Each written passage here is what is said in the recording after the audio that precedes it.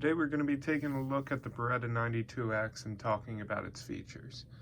What I have here is a Blackhawk SOCOM pistol case because I really wasn't a fan of the ginormous hard case that this pistol comes in. This case is just like what comes with the FNX45 Tactical, if you're familiar with that. So here's our pistol, the Beretta 92X Performance. Inside, we actually had inserted a M9A3 magazine, 17 round PVD. However, this gun comes with two of these 15 round mags with just a blued finish. They go into the frame, they grip very nice and smooth. And I've actually noticed that these PVD mags, it actually feels more gritty.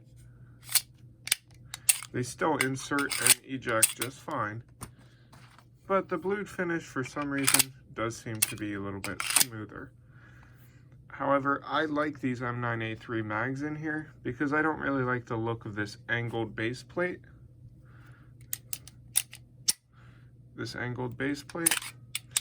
I prefer the look of the flush base plate. So I do plan in the future to run more M9A3 mags and less of the stock 92X mags.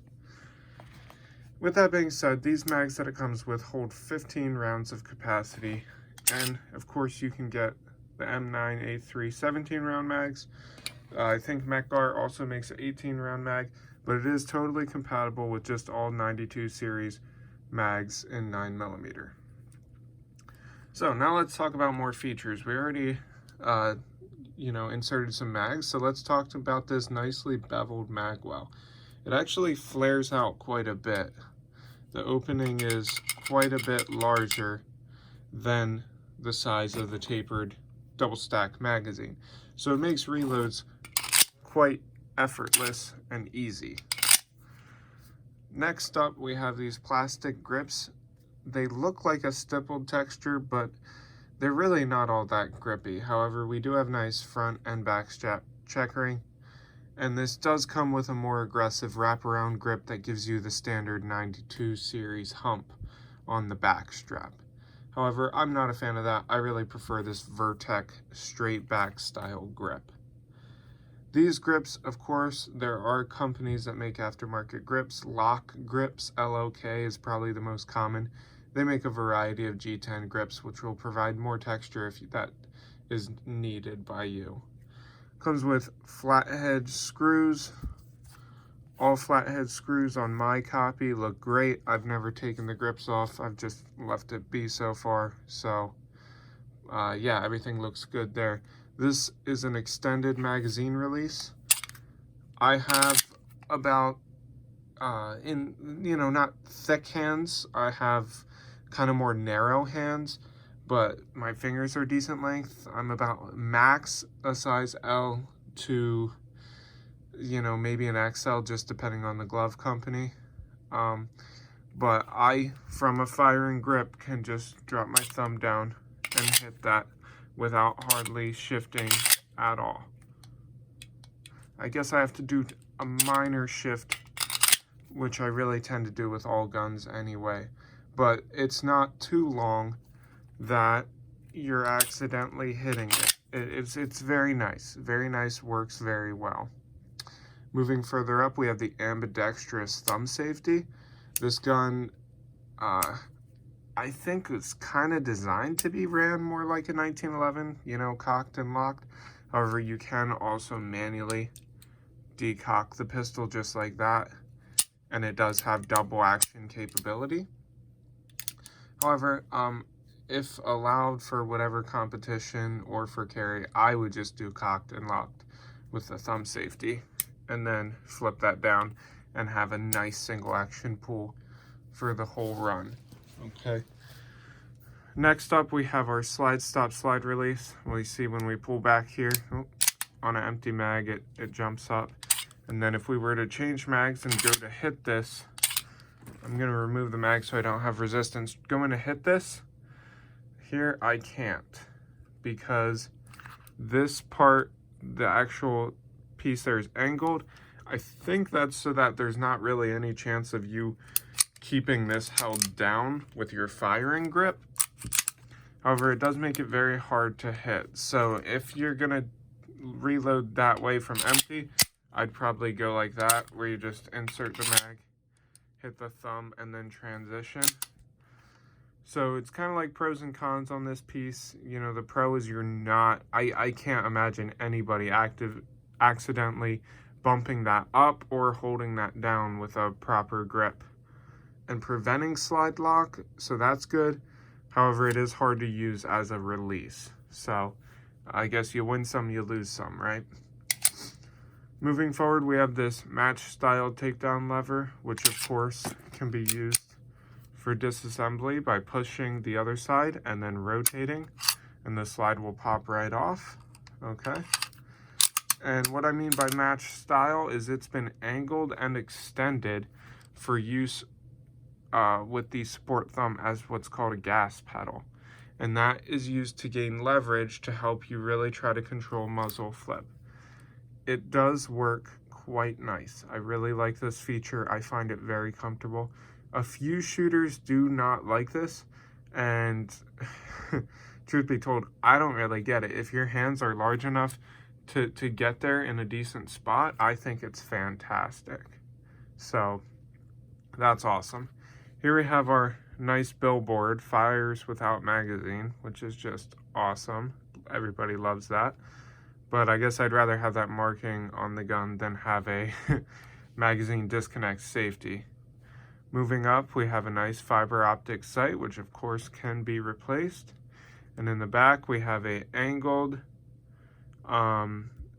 rear sight, serrated black, adjustable.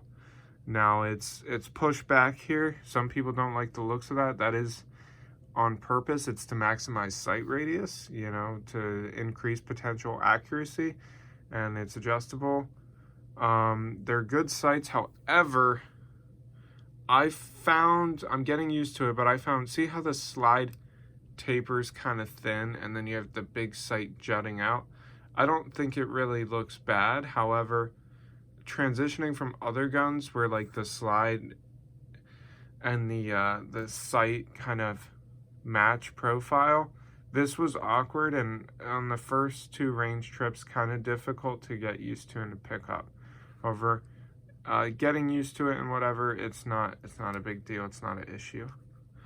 And of course, like I said, it's adjustable.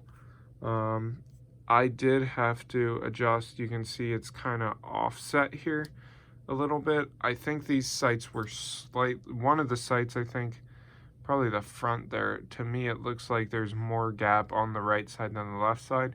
So I did have to adjust to correct that. I can typically shoot pretty straight when I try, but that is off just a little bit to be properly aligned. So I wish they would have done a little bit better of a job getting the sights just a little straighter, especially for the price.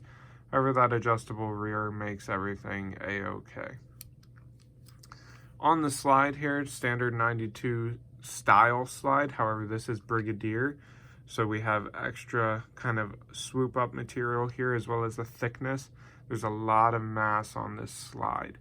This slide will also last forever, and this being a steel frame, this entire gun, you know, replace a few parts every, you know, I don't know, 10,000 rounds, maybe the recoil spring before that. But I can imagine this gun going for tens of thousands of rounds after, you know, thousands after thousands after thousands, and just, you know, this is a multi-lifetime gun. I feel like just an excellent build quality, and they really didn't skimp on the build quality. Oh, also, by the way, guide rod here is metal, okay? And so yeah, Brigadier slide on this. It's big, it's heavy. It does really hurt holster compatibility. I have yet to find a really nice holster that I like that works with this gun. There are like 2 competition style holsters on Beretta USA, their shop, but you know, so just know that you are kind of limited with holster options here. I guess we can look at the trigger now. So for double action, it's incredibly smooth. I don't have a trigger pull scale, but I'd say probably like 6.5 to 7 pounds, and very, very smooth. Now the single action pull, we have some take up to a pretty defined wall, and then just a one click of creep, and then we're right at the wall. There I broke right through the creep. There I did too. There was the creep, break.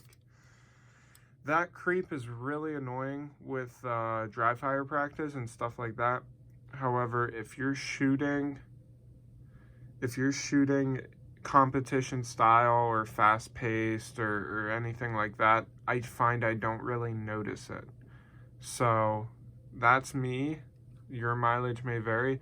All in all, the trigger is very great, and this single action pull feels to me about like 4 pounds. You know, like I said, I don't have a trigger gauge scale. This is just roughly estimating based on triggers that I know the weight of, such as, you know, Geisley AR triggers and whatnot. But the serrations on this, it does have front and rear. They're angled forward. They grip very nice. One other con to this, because of this frame mounted safety, I find there's not necessarily a ton back here that's great to grab onto.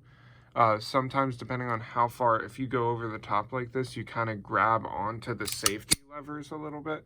So with this gun, I do prefer to rack from the front there or from the scallop, you know, so it is nice to have this little bit of extended barrel, which by the way is a 4.9-inch barrel. That way you can grip up by these slide scallops and not muzzle yourself, just like that. So that is a definite con for me. It is kind of difficult to rack from the back. I also have an M9A3 with the slide mounted decocker, and because of that decocker, even though it sometimes could be a little uncomfortable, at least it's something to grab and provide grip onto the slide. So yeah, all in all, this gun is really awesome, really beautiful, really heavy at 47.6 ounces.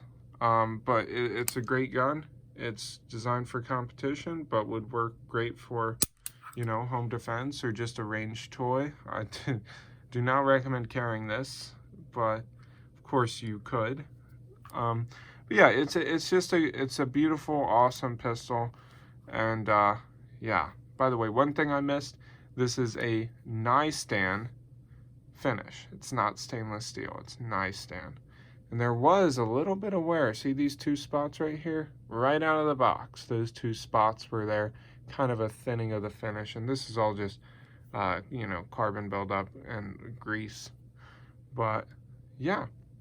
All in all, it's a fantastic pistol. If you're looking for a high-class Beretta 92 series, you know, you should definitely look into this.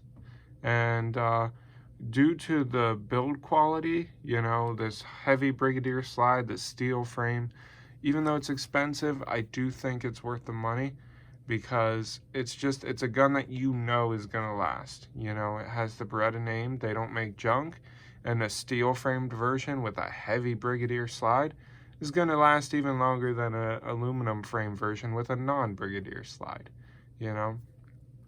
One last thing, recoil. It does recoil very soft. However, I was watching another video and another guy said, you know, it feels like it recoils more than it should for the weight.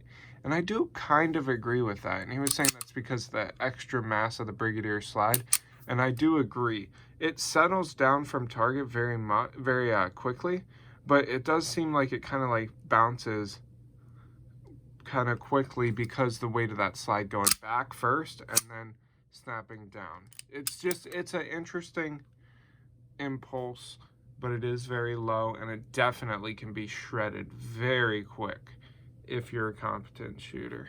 But yeah, it is very soft. It's just it is a little unique, but it's a fantastic gun. So thanks guys. If you have any questions, drop it in the comment section below. I'll check you later.